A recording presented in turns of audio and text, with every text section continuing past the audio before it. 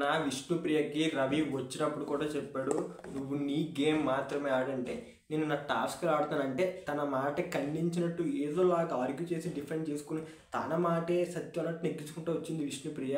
అది హౌస్లో ఉన్న వాళ్ళకి అందరికీ అర్థమైంది, రవికి కూడా అర్థమైంది. ఇంక నీకు చెప్పడం వేస్ట్, నీ కర్మ ఇంక నువ్వు చేసుకోవాలని చెప్పాడు. ఎందుకంటే తన గేమ్ తను ఆడట్లేదు. ఎవరు వచ్చినా విష్ణుప్రియ వాళ్ళ ఫ్రెండ్ వాళ్ళ చెల్లి వచ్చినా ఎవరు వచ్చినా తన గేమ్ తను ఆడు, తన గేమ్ తను ఆడని చెప్పినా తనకు అర్థం కావట్లేదు. ఏంటో పృథ్వీ జీవితం అన్నట్టు అనుకుంటుంది.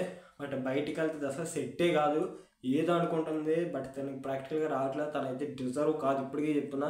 నేను రవి అంతలా చెప్పినా కూడా తన మాటికి మాట డిఫెండ్ చేసుకుని తప్ప బయట ఎలా ఉంది నీకు అడ్వైస్ చేస్తున్నాను, నా గేమ్ మార్చుకోవాలన్నది లేదు. రియాలిటీ షో రియల్గా ఉంది, ఇలాంటి తొక్కలో అన్నీ చెప్తున్నారు. రియాలిటీ షో రియల్గా ఉండమంటే వాళ్ళ ఇంట్లో ఉండమనండి. ఇక్కడైతే ప్రైజ్ మనకి కదా వచ్చింది, నార్మల్గా ఎలా అయితే రాలేదు కదా. దేనికి వచ్చింది అదే మర్చిపోయి టోటల్ పృథ్వీ మీద టార్గెట్ పెట్టి పృథ్వీని ఎలాగన్నా నేనే చేసుకోవాలి, ఇంకా అలాగే ఏదో అనుకుంటుంది. అసలు వర్స్ట్ గేమ్ ప్లేయర్ నాకైతే విష్ణుప్రియ. మీకు చాలామందికి ఫేవరెట్ అయి ఉండొచ్చు, నాకైతే పర్సనల్గా ఇప్పటివరకు డిజర్వ్ కాదు ఎవరంటే అది విష్ణుప్రియే. తన గేమ్ అయితే ఆడట్లేదు, తనకి ఓటు ఎందుకు వేయాలి. అండ్ ఈ వారం ఎలిమినేట్ విష్ణుప్రియ అయితే వేరే లెవెల్గా ఉంది. బాగుండు, దాని రియల్ ఫేసెస్ చూద్దును.